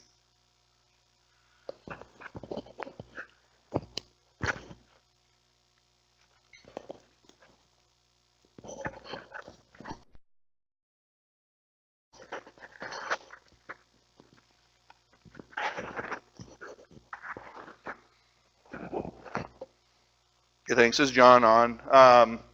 Those of you who are on the conference call line might have heard a little difference there when Renata noted she was having some problems here, and I didn't realize she was on a conference call, but I moved that a little bit closer in. So maybe, hopefully it sounded a little better if we were over on that side. A picture up there. Okay, I'll catch this up a little bit. I left a little buffer in here because the last half of what I had to say was more of an interactive thing, and I'm trying to set that up so that that kind of happens during the course of the day. I want to talk a little bit about reporting. Michael's led into it a little bit. Some of Bob's led into it a little bit, and I kind of joked earlier about still being sort of a newbie, but it kind of bears mentioning how far we've come in that amount of time. Because when I landed here as an analyst in 2003, we were just getting into the fourth year of Utah, had a couple or 1 or 2 years in the other states, and now we're in full remeasurement in some of those states. So it's a good time to be an analyst. It'll be better when we get 10 and 11 data. But it is good. And when you look at this, where our last periodic was, in 2003, even then, we were working with some pretty ancient stuff, some somewhat fresh stuff at the time. And then the annual implementation, which Bob covered there, is just kind of another way of looking at it. You can kind of see geographically how we phased it in. And of course, Nevada and New Mexico get a little asterisk because they've been kind of a rocky road.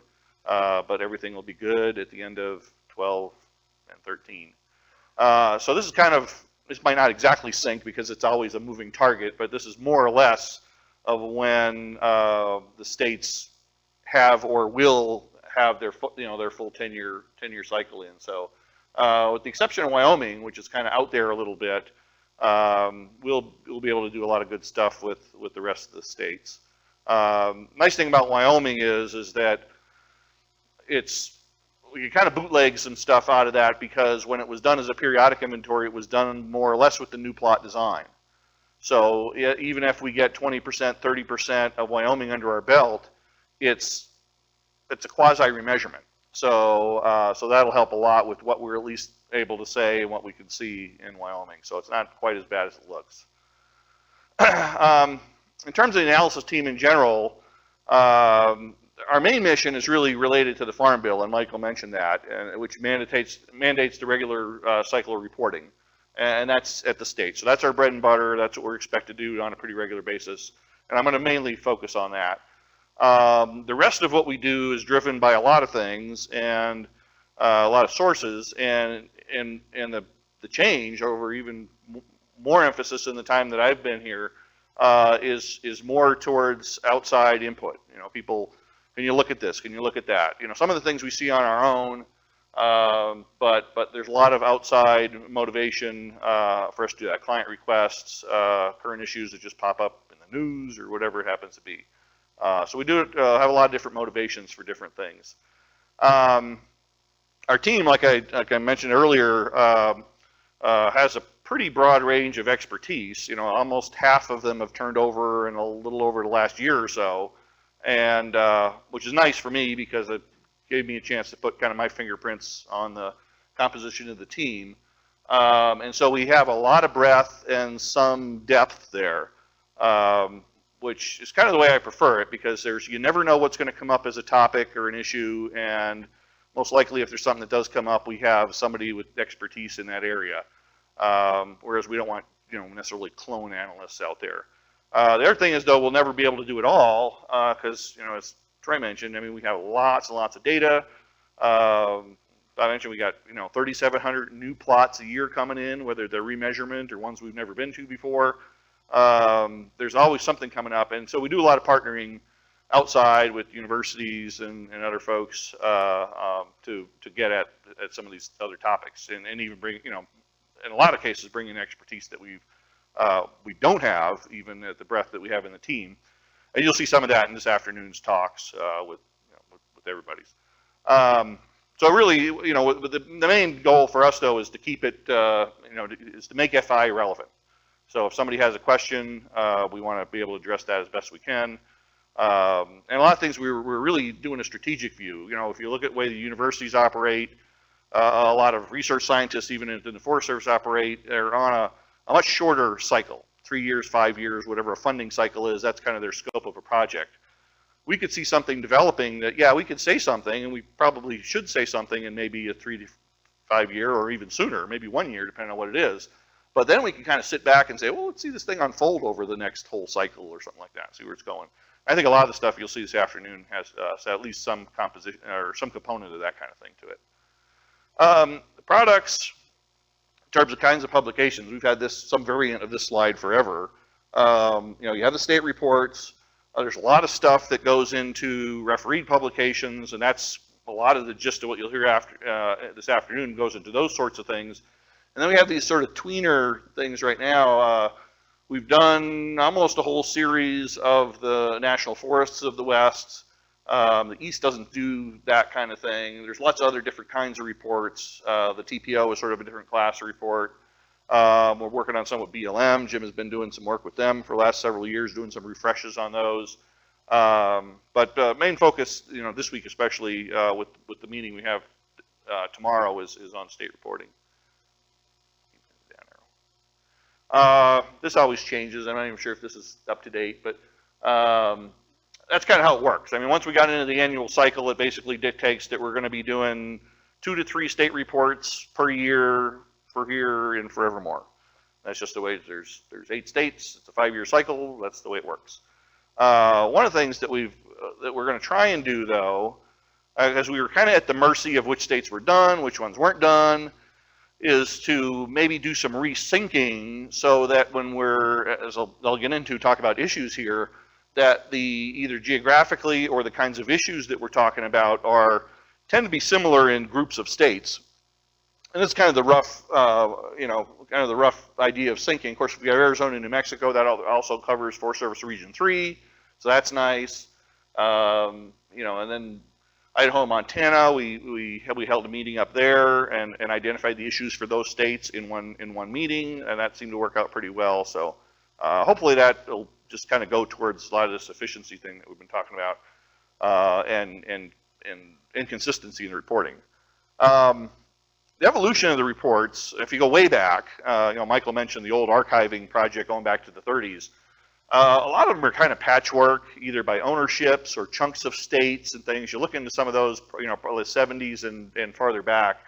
It's really hard to get your hands on something that says something about a whole state. And there's a lot of, relatively little depth in a lot of those, and which basically they were table dominated. You said a little something about how we did the inventory, and then all these tables. And even those were fairly simple. The more recent generation of periodic reports in the Interior West, like the last New Mexico, the Wyoming, Utah report, they're a little more diverse, a little more colorful than the old reports. But then with the annual, we wanted to take those another step further. Want to keep the basics because users have told us we still want the tables. Everybody has their pet table, and then probably a pet table that you don't have included that they want, which is why we have things like FIDO and that. But the other thing is to really explore the special topics. Now, there's only so much room for these things and so much time you can spend on them and keep the reports timely. So we're kind of balancing that. How many special topics do you do versus how much time do you spend on reporting them? Trying to eke out some comparisons with periodic. You'll see a little bit of this a little later in talk. Decrease the publication lag. I'll show you that in just a bit. We're trying to keep them down to the absolute minimum that we can once the data hit the road. Expand use of maps and graphics. Just making them a little more colorful, a little more user-friendly. Be as consistent as we can, but keep the reports sort of flexible so that we can sort of move topics in and out of these reports, but keep the overall format of the report more or less the same. The connection to standalone analyses is sort of, I don't know, it wasn't a conscientious thing, but as we sort of evolved, it came to mind is that if we're doing a state report in year X, some of the things that we have in there might be things that we investigated, maybe even did some refereed papers or some technical reports on earlier on. So we're highlighting those, and we reference those. The other thing is that when we're in the reporting cycle, something might be really new, and that we've just gotten our feet wet in that topic during the report cycle for that state. And so we're kind of saying, well, this is something we're going to look into further, so you could expect to see that again maybe in the next state report or in a separate paper. So they serve that function too. Okay, the process, I mentioned getting the reporting cycle down as much as we can. So if you look at the end of a calendar year with the completion of field work, there's a whole bunch of stuff that goes on behind the scenes there with Bob and his staff and Troy and his staff. And we're trying to get things wrapped up, buttoned up at the end of, coming out of the woods at the end of the calendar year. About that time, we know that we're going to be reporting on state X, so we talk amongst ourselves and see who draws the short straw and gets the report on that state in the coming year. But then, and this is the thing that we never really did before, it seems to be working well, is we hold some sort of meeting, and this is what we're doing tomorrow for Utah, on what should go in the report. But we do that with the stakeholders. And previously, we'd sort of sat around the conference table amongst ourselves and, oh, this is hot. And if you pick up a copy of the old Utah report, that's essentially what we did. And I think we did pretty well on that, but there was not a lot of outside input into what we did, other than sort of secondhand. As those people were asking about us about this stuff, so maybe we should put it in the report. But not any direct input about priorities and that sort of thing. So that's what's really changed. So the rest of the process is just our internal, getting to work on it once the data hit the street. And 6 to 7 months, we're probably even trying to knock that down to maybe 3 or 4 months, depending on that. I think when I put that 6 to 7, the team was still in flux. I didn't have all the people on there yet. And so we're really, this is our first time to go through with a fully staffed analysis team. So, so we're still, again, like everybody else and all the other teams, everything's in some stage of flux. And then we sort of close that off. It's sort of out of our hands once we pass it off to the Rocky Mountain Station publication shop, and they have their own schedule for getting it laid out and all that sort of thing. So the idea is that once you get the calendar year closed out, the data come online sometime in the spring. We at least have something in an electronic format by the end of that following calendar year. So we're talking 9, 10 months, 11 months at the most from the closeout of the data to the publication of the report. That's our goal. Just an example of what it looks like, and this is kind of, again, that consistency with flexibility. If you take down essentially to section 4 there, that was the old reports. And then from 5 on down is the types of issues. In fact, these are the actual ones that we did in the Idaho and Montana reports. And this is something that sort of is coming from more from Washington office and from people who are interested in the indicators, the P3 stuff, sort of a separate section for indicators, but even those are starting to evolve and blend now, because with us having our regional protocols for those, which are done on many more plots than the phase 3, we've substituted our own regional phase 2 of that same topic, downwoody or something like that, for what would have been a phase 3 type thing. The timber products, we're really just taking summaries. This is a good example. We're just gleaning things from whatever's been happening over, up at University of Montana, and kind of a Cliff Notes version that gets into the relevant state report. So, kind of how they're laid out there. I'll just kind of whip through here because I'm trying to seed people for kind of discussion later on. Especially, I'm going to try and catch us up on time here a little bit. Stuff like mortality, drought, bugs, all that sort of thing has figured prominently in the reports. The PJ thing was the first, kind of my first task at FIA in 2003, because that's when that emerged. So that's when I really dove in and see what we could do. We have, again, unprecedented ability, because if we were doing the periodics like we used to do, we would have missed this evolution of insect outbreaks and the ability to track them over time. We could do time series now. There's, we've talked about techniques improving to be able to do that. The other thing is that the periodics are not just dust collectors now, but the data that we collected in years past can probably tell us something about, there's some comparability to what we can learn now. And, the PJ was a good example of that, almost any year we ever sampled in the past, there was never really high mortality. And then so this big spike we saw from the 2003 drought event, was obviously, at least in the last 30 years or so, obviously a big event. Those sorts of things. Some more specialized studies. Justin, before he came on with us, was doing some of this work as part of his dissertation work and postdoc. And then just, again, different things that we've never shown before in the reports. Downwoody, we have to kind of evolve with these things, because when we grab onto a new topic and say, okay, we'll put it in there, we might not necessarily know exactly what we want to say, but we want to, we'll say a little bit in this report and then say, okay, what do we learn there? And then the next state we do that same topic. Let's tweak that a little bit. We talked about comparing inventories, and this is some work that Sarah did. It's going into the Idaho report, but there were some issues that came up from users on some numbers that have been reported, and some numbers people were going on or relying on from the older inventories. Well, yeah, we acknowledge that there were some issues with that, and we did some analysis to investigate that a little farther. Again, I won't go into the details here because I'm trying to catch up on time a little bit, but suffice to say that they're a little bit more work because it's more of a hand cranking of dealing with the old data, but it's good stuff. It's worth putting out there and sort of fessing up that we had some issues, and this is what we think the real answer is based on what we know now. Good today, better tomorrow, as we say around our place a lot. I didn't mention the analyst. Chris Witt is one of my remote analysts. He's stationed up in Boise. I didn't see him on the list here. Raise your hand or do something if you're out there, Chris. Is he on their list, Mike? I can't.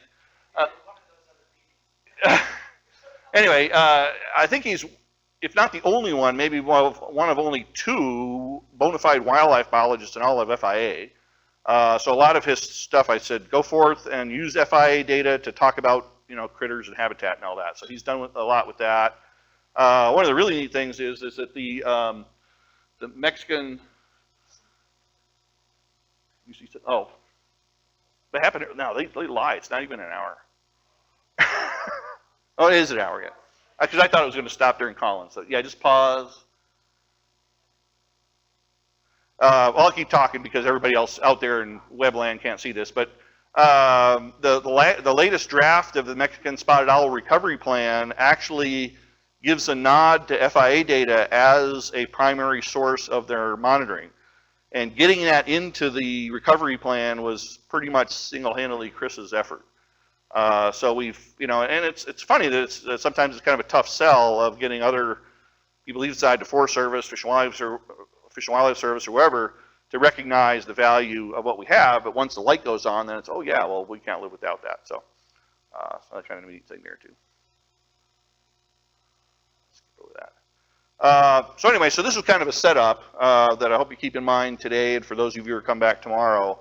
How do you help with us, constructing these reports and determining what's in there? Definitely the topic identification. For those of you who won't be here tomorrow, encourage you, my email's been on the bottom there the whole time. Send me some notes. If you've seen some reports, say, yeah, that was neat, but wish you did something else in whatever state. We want to hear that. We're always looking for people who want to take an active role, either co-authoring or being kind of a subject matter expert that we can kind of bounce things off of as we go through the reporting. We're always open to people just reviewing what we wrote kind of ahead of time and providing feedback on that. So we're always open to changes. We really looking for as much feedback as we can get, because it's really helped the evolution of these state reports quite a bit. So with that, I'll just leave it there and to ponder, I guess, for the rest of the day and into tomorrow. What do you think are the important West-wide issues? Not necessarily for your state, although that's good to know too. Again, when we get around to bringing other states in on their reporting cycle, we go to Nevada next year, we'll be looking for the things that are most important to Nevada, and almost not necessarily secondarily, but and how they fit into the big picture. Because a lot of these things we found, especially with drought mortality and things like that, some biomass stuff, are really popping up. As we've made the rounds, they just keep popping up on the radar. So they're becoming self-evident, but it doesn't hurt to kind of make it obvious to us with the sledgehammer and say, yeah, you guys got to be addressing that. So, any quick questions before I turn it over to Colin? Yeah.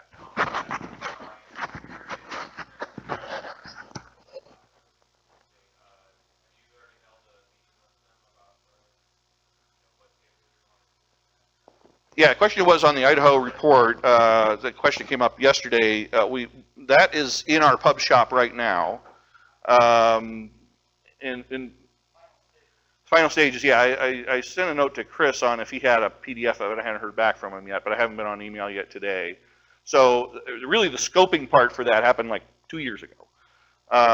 In fact, the gap in that one was even longer between the meeting to determine the outline and the actual publication, and there were data issues and all sorts of fun stuff with that too. But yeah, Montana and Idaho were just on the cusp of coming out to the public. They've been in final draft form for several months now. So we'll have that for you soon. Any other questions, Rick? Yeah, I'll turn it over to Colin, who now has avoided the dreaded pause button, and talk to us about Tim product stuff.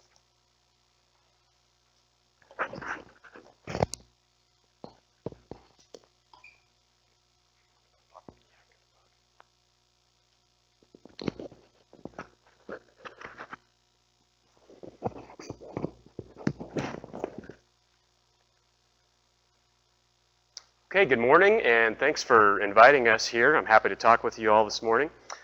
Today I'm going to talk about the effects west-wide of the Great Depression, the Great Recession, felt like a depression, and the impacts on the forest products industry. This is a talk that's been developed by Chuck Keegan primarily, and several of us at the Bureau of Business and Economic Research.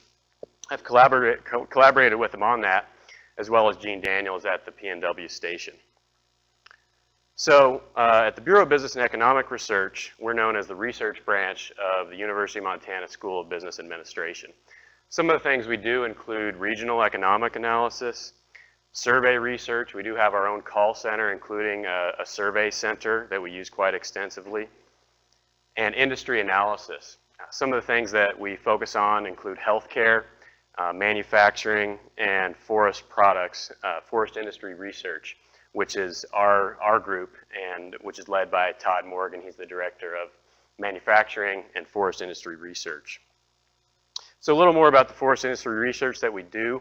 We do state-level censuses and industry analyses. We also do logging utilization studies, and we use both of those to feed the RPA TPO data system, and those three items are directly supported through agreements with Interior West and PNW FIA. We also do some quarterly reporting in Montana. We do log price reporting as well as wages and production for the forest products industry, and those are some things that are really popular among industry stakeholders in the state of Montana especially. Additionally, we do Outlook seminars throughout the state of Montana. We do those each winter. We have a crew that goes around the state traveling through Montana in the winter, and we do local and statewide as well as a little bit of the national perspective on economic outlook. And then we have several other projects that we undertake for multiple clients, including Region 1 and nonprofit groups, lots of data requests that we fill as well. So industry analysis, we focus on the Rocky Mountain states as well as the Pacific Coast states. We do those censuses in all of the states except for the state of Washington currently. They have a census that is done by the Washington DNR, and we do use the data that they produce through those studies. And we track wood fiber through the forest, from the forest, and through primary processing to the marketplace. And in the process of that, we associate key economic indicators, such as value added to the products, as well as employment and earnings of workers in the industry. So today, what I'm going to talk about a little bit, it includes some of the market conditions and other factors shaping the Western industry. In particular, we'll look at the recent decline and its impact on production, harvest, value of output, and the structure and the size of the industry. What have those ramifications been after the Great Recession? So these are the states that we focus on. Again, map of all the states in the West. So what led to the current situation, and what's been the situation since, let's say, since 2003? So 2003 to 2005, we had massive building and a run-up in housing starts. So clearly that led to a recent record in lumber consumption, and a lot of speculative borrowing and lending, and quite a buildup in inventory of housing. So what's happened since then? Well, starting in 2006, the air really started to come out of the bubble. There was an official recession declared beginning in 2007, ran through 2009, actually, one of the longest recessions we've ever had. And there was really a global financial crisis, which began probably in the last half of 2008 and still lingering, as we know. So housing starts did tumble, and effects have rippled throughout the industry, and really worldwide effects. What's happened the last couple of years? Well, here's a few quotes that really sum it up. Demand for lumber in the U.S. has been at the lowest level in modern history. The recession ended in 2009, but who knew? Just because the economy stopped contracting doesn't mean things are hunky-dory, you know. And one of the big stories is the demand for logs from China. There's been quite a surge in exports of logs to China. So we've described the situation in the industry as dreadful, and we don't think that's an overstatement when you consider that curtailments have taken place at virtually every major mill in the West, and we've had permanent closure of about 30 plus mills. And leading into this recent period, forest industry employment dropped by over 70,000. So it'll take a long time to get those 70,000 jobs back. We've really basically flatlined recently since that drop over the last few years.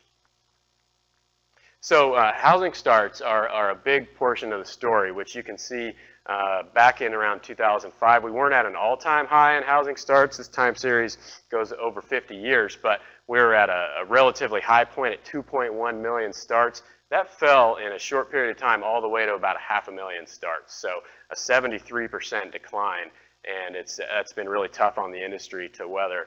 And we've had very mild upticks in housing starts since then, increases of about 4% and 6% the last couple of years. So we're nowhere near long-term average housing starts, so it's going to have a real lingering effect on the industry. And we also see, looking at lumber prices over the last decade or so, we see that they were quite high around 2004, 2005. So demand was high, prices were high, mills were doing pretty well. But it fell by more than 50% by 2009. And so it's been a real difficult situation, and that's led to a lot of those problems I mentioned, curtailments and job losses in the industry. And how has that impacted forest management? Well, at least on the harvest side, looking at all the western states, the west-wide impact. This data set goes back over 50 years, same as the housing starts picture. But if it went back a little further, we'd see that this level is the lowest level of harvest in the West since the Second World War. So it's really unprecedented, and we've had just a very mild uptick in harvest in the western states since then. This is the same measure for the interior West states. Same trend, much lower volume in the interior West states, with the absence of Washington and Oregon, our two largest lumber production states. Now, looking at lumber production, as I mentioned, we see that there was, this is a long-term time series as well, but looking at the right side of the figure there, we see that there was an upsurge in the mid-2000s, peaking out, a recent peak in about 2005. That dropped along with housing starts and harvest quite a bit by 2009 and has just had a very mild recovery. In the interior West states, looking at this graph, we don't see nearly as much of, in the last decade, we don't see nearly as much of an increase in the mid-2000s, and that could be due to a number of reasons, but perhaps land management and access to timber availability is certainly one of those issues that has been an issue for quite a while in the interior West, and that's sustained. So looking at sales value of forest products firms, we were up around $50 billion in the mid-2000s, 2005, 2006, and that's fallen by about 30% down to 2009, and hasn't made too much of a rebound since then. So it's been difficult for the forest industry sector. And we see an even larger percentage change in sales value for the interior West states from over $7 billion to around $4.5 billion in 2009. So what kind of effects has this had on timber processing capacity? And when we say timber processing capacity, we're referring to the volume of timber that could be processed annually by timber processors, assuming firm market demand, as well as sufficient raw material availability. And through the process of our census, what we do is we ask for capacity of output. How much output would you have if you had firm demand and sufficient access to raw materials? Now, we do survey a number of different types of mills, so it's important that we're able to convert this into common units. So we convert that into common units of timber input, either cubic feet or MBF Scribner, so that we can have a snapshot of capacity for the industry-wide and not just various sectors of the industry. So looking at capacity, there's a few different time periods when studies have been undertaken. We see that there was a massive decline between 86 and 96 in processing capacity, certainly related to land management policies.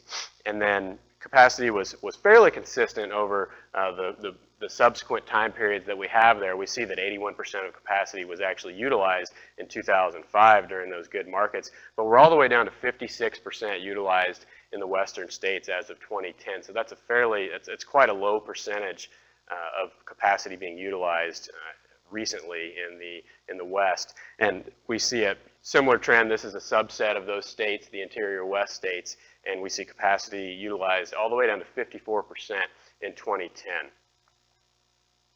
So one of the stories that I mentioned that's been a pretty big, important story in the West has been exports to China. We see that this graph would look fairly consistent if it weren't for the surge in exports to China of softwood logs. This is from Western U.S. custom districts. So more than doubled from 2009 to 2010, and it looks like it about doubled from 2010 to 2011 as well. Now the housing market in China has cooled off a bit, so we certainly don't expect this trend to continue for too long, but it has been an important story, and it's been a mixed blessing for people in the forest products industry. because it's driven up the price of logs, and with low lumber prices and high log prices, that's not necessarily a good equation for folks in the industry. So what's the outlook? Well, we do expect continuing increased product consumption for the remainder of this year and next year, but as I mentioned, housing is still at a very low level and has just been recovering quite slowly. So it would take probably 5 to 7 years of consistent increases like we've seen the last 2 years just to get back to about the long-term average. So it's going to be quite a long road back. And we have had an extended period of weak markets, and this could lead to additional closures, as we've seen. I don't know how long that low percentage, 50% utilization, can continue without further closures that will reduce capacity.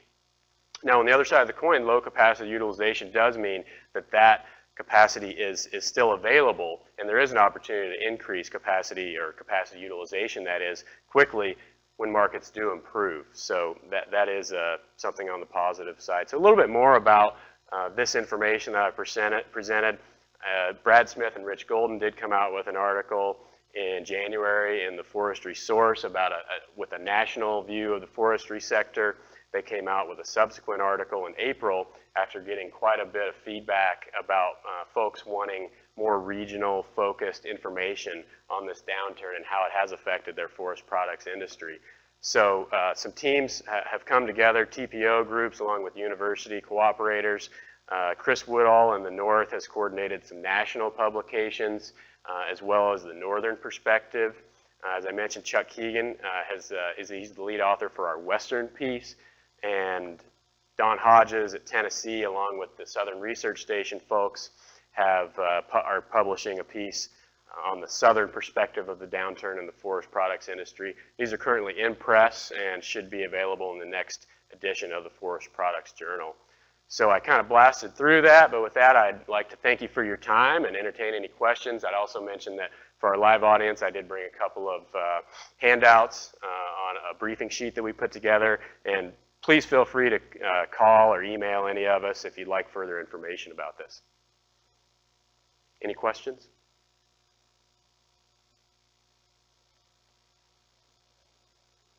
The Chinese exports are round logs, or are they part of manufacturing? Round logs. Yeah, that's right. Yeah. Well, yeah, they tend to want to import logs. They've got inexpensive labor there, so they import round logs, turn it into value-added products, and a lot of times the products might end up back here in the U.S. So. Do we have a law or something on federal lands? I thought, though, that required some manufacturing. Was that just federal lands a long time ago? I believe it is federal lands, yes. Oh, I'm sorry. Okay. Okay, the question was referring to whether there are rules about exporting logs from federal lands, or whether those logs need to be further processed into value-added lumber and other products before being exported. I'm not very familiar with that, but I do believe that there is a rule on exporting logs from federal lands. So much of these exports must have come from private lands, is what I would presume. Other questions? Thank you very much. That brings us to the break. We'll keep things on track and restart at 10:30. So we actually didn't eat into the break too much.